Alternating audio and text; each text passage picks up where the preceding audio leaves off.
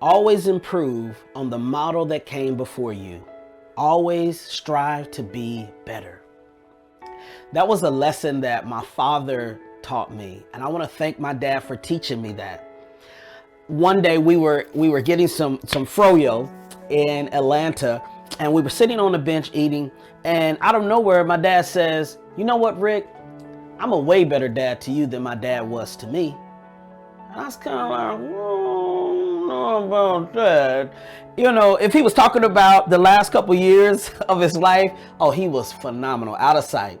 But all I started thinking about was what happened before that, and I was like, yeah, I just kind of found it hard to believe that my dad would beat somebody out for Father of the Year award. But he began to talk, and when he shared this, it kind of blew my mind. His opening statement was, I never had a deep conversation with my father. I don't even know if I knew his first name. I knew people called him LC, but I didn't know if that was initials. Was that his actual first name? He was like, he never talked to me about his experiences. He never really supported me financially. He never showed up to my games. And it was then I realized, wow, he was right. Even in the midst of my dad, not doing everything he could have done as a father, he was still better than that. As a matter of fact, my father paying child support, for a long time I couldn't understand why he saw that as a badge of honor, but based on his history, it made sense why it was so important, because his father never supported him, and regardless of, even when he was not there physically, he supported financially. And I know some of you are saying that ain't enough, but you have to know where people come from. And what I recognized in that moment is I was expecting him to be something he never had a model for. And so truly, even though my expectations was up here, my dad was a better father than his father was to him.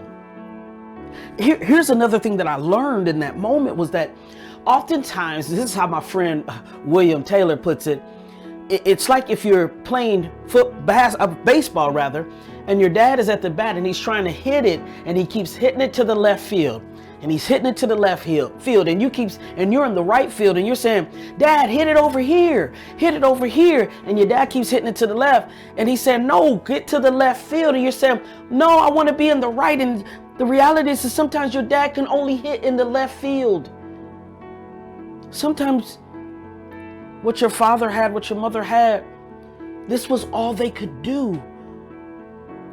And I know you want something else, but maybe you need to move, adjust, reposition to actually receive what they're trying to give you. Maybe you need to stop fantasizing about them being something that they're not, and appreciate what they are and what they can give. I am grateful that my father improved on the model, and that my father was a better father, because in that I recognize something that is so important that I carry with me every day, is that my father did the best he could.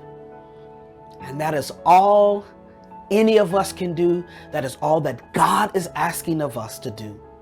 He's not asking us to be what others need. He's asking us to be all we can be. I hope you're grateful today. Is there somebody today that you're grateful that a person helped you to become better? A person helped you to see the reality that it's not about comparing yourself to others, but being the best you can be? Is there somebody today? I just want you to write down who you're grateful for, who has helped you to become a better person, a better man, a better woman, a better young man, better young woman. I want you to write that down. I want you to write their name. Take this time this week, this Thanksgiving week, and say thank you. Take the time to say thank you for them sharing their experiences with you, for sharing things that helped you to become better, to change your thinking, to help you change your perception, your discernment. You say, without them, I wouldn't be who I am today. I am grateful for my father, my biological father, and what he shared with me in those last 2 years of his life. I learned more from him in those last 2 years of his life than I had did the entire 30-something years before that. and I am grateful. Listen, that was an excerpt also from chapter 17 of my book, Some Things Are Worth Fighting For. Go get the book. I promise you it's going to bless your life.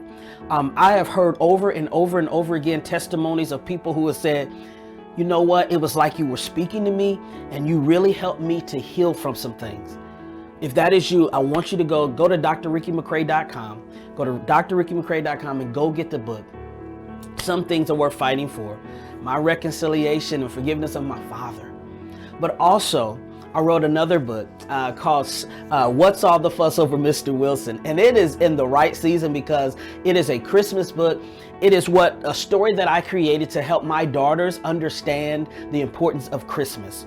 And so I want you to go get the book. It is illustrated by Will Watson. It is a phenomenal children's book. You'll enjoy it as much as your kids will. I promise you, and you'll keep reading it over and over. I have a friend of mine, they said they have to read the book to their child almost every night. It is going to be a blessing to you and your children. Go get that book as well. What's All the Fuss Over Mr. Wilson? Those two books, go to drrickymccrae.com, or you can go to Amazon or wherever else you purchase books. So listen, as you're taking this week, make sure you take advantage of being around your family and friends.